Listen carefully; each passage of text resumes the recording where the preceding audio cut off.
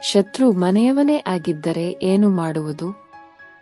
ಚಾಣಕ್ಯನ 10 ಗುಪ್ತವಾದ ನಿಯಮಗಳು. ವಿಷ ಹೊರಗಿಂದ ಬಂದರೆ ಹೇಗೂ ತಡೆಯಬಹುದು. ಆದರೆ ನಿಜವಾದ ಸಮಸ್ಯೆ ಗುರುವಾಗುವುದು ಮನೆಯಲ್ಲೇ ಅಡಗಿರುವ ವಿಷದಿಂದ. ನಮ್ಮವರಾಗಿಯೇ ನಮ್ಮನ್ನು ಒಳಗಿಂದ ಒಡೆಯಲು ಪ್ರಯತ್ನ ಪಡುತ್ತಿದ್ದಾಗ. ಚಾಣಕ್ಯನು ಹೇಳಿದಂತೆ ಮನೆಯ ಒಳಗಿನ ಶತ್ರು ಹೊರಗಿನ ಶತ್ರುವಿಗಿಂತ 100 ಪಟ್ಟು ಅಪಾಯಕಾರಿಯಾಗಿರುತ್ತಾನೆ. ಯಾಕೆಂದರೆ ಹೊರಗಿನ ಶತ್ರು ನಮ್ಮ ಧನ ಅಥವಾ ಶಕ್ತಿಯ ಮೇಲೆ ದಾಳಿಯನ್ನು ಮಾಡುತ್ತಾರೆ.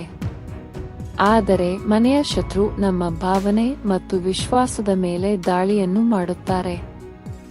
ಅವರು ಎಂದಿಗೂ ನೇರವಾಗಿ ಎದುರಿಗೆ ಒಂದು ದಾಳಿ ಮಾಡುವುದಿಲ್ಲ.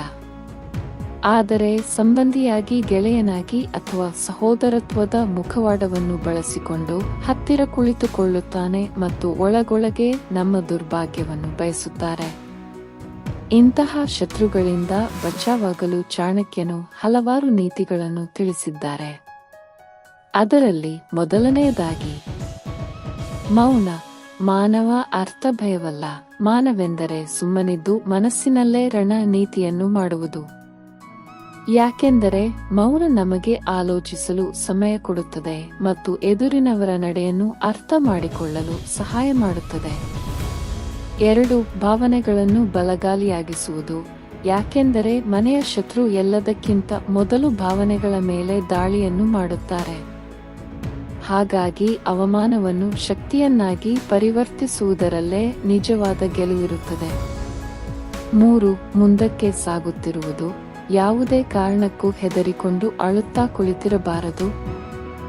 ಯಾಕೆಂದರೆ ನಮ್ಮ ಶತ್ರು ಅದನ್ನೇ ಬಯಸುತ್ತಿರುತ್ತಾರೆ. ಹಾಗಾಗಿ ಶತ್ರುವನ್ನು ಭಯಗೊಳಿಸಬೇಕಾದರೆ ನಾವು ಮಾಡುತ್ತಿರುವ ಕೆಲಸವನ್ನು ನಿಲ್ಲಿಸದೆ ಮಾಡುತ್ತಿರಬೇಕು, ನಮ್ಮ ಗುರಿಯೆಡೆಗೆ ಸಾಗುತ್ತಿರಬೇಕು. 4. ಮೂರ್ಖನೊಂದಿಗೆ ವಾದವನ್ನು ಮಾಡದೇ ಇರುವುದು. ಯಾಕೆಂದರೆ ವಾದ ವಿವಾದದಲ್ಲಿ ಸಮಯ ಮತ್ತು ಶಕ್ತಿ ಎರಡೂ ವ್ಯರ್ಥವಾಗುತ್ತದೆ. ಹಾಗಾಗಿ ನಿಮ್ಮ ಪರಿಶ್ರಮದೆ ಅವರಿಗೆ ಉತ್ತರವಾಗಿರಬೇಕು. 5. ನಿಮ್ಮ ಗುಟ್ಟನ್ನು ಗುಟ್ಟಾಗಿಯೇ ಇಡಿ. ಯಾಕೆಂದರೆ ಕೊಡಲಿ ಕಾವು ಕುಲಕ್ಕೆ ಹೇಗೆ ಮೃತ್ಯುವು ನಮ್ಮ ಗುಟ್ಟುಗಳು ರಟ್ಟಾಗುವುದು ನಮ್ಮ ಅವನತಿಗೆ ಕಾರಣವಾಗುತ್ತದೆ. 6. ಸ್ವಗೌರವದ ರಕ್ಷೆಯನ್ನು ಮಾಡುವುದು. ಯಾಕೆಂದರೆ ನಮ್ಮ ಗೌರವವೇ ಅತಿ ದೊಡ್ಡ ಸಂಪತ್ತಾಗಿರುತ್ತದೆ. ಅದನ್ನು ಕಳೆದುಕೊಳ್ಳುವುದು ಸುಲಭ, ಆದರೆ ಪುನಃ ಪಡೆಯುವುದು ಕಷ್ಟವಾಗುತ್ತದೆ. ಹಾಗಾಗಿ ನಿಮ್ಮ ವ್ಯಕ್ತಿತ್ವವನ್ನು ಎಷ್ಟು ಬಲಗೊಳಿಸಬೇಕೆಂದರೆ ಸುಳ್ಳು ಅದರ ಮುಂದೆ ನಿಲ್ಲಲೇಬಾರದು. 7. ಅಂತರವನ್ನು ಕಾಯ್ದುಕೊಳ್ಳುವುದು. ಯಾಕೆಂದರೆ ದುಷ್ಟರ ಜೊತೆ ಎಷ್ಟು ಬೇಕೋ ಅಷ್ಟೇ ವ್ಯವಹಾರವನ್ನು ಇಟ್ಟುಕೊಳ್ಳಬೇಕು. ಇಲ್ಲದಿದ್ದರೆ ಅದು ನಮ್ಮ ಮನಸ್ಸನ್ನೇ ಘಾಸಿಗೊಳಿಸುತ್ತದೆ. 8. ಶತ್ರುವಿನ ಶಕ್ತಿಯ ಪ್ರಯೋಗ ಅವರ ಮೇಲೆ ಮಾಡುವುದು.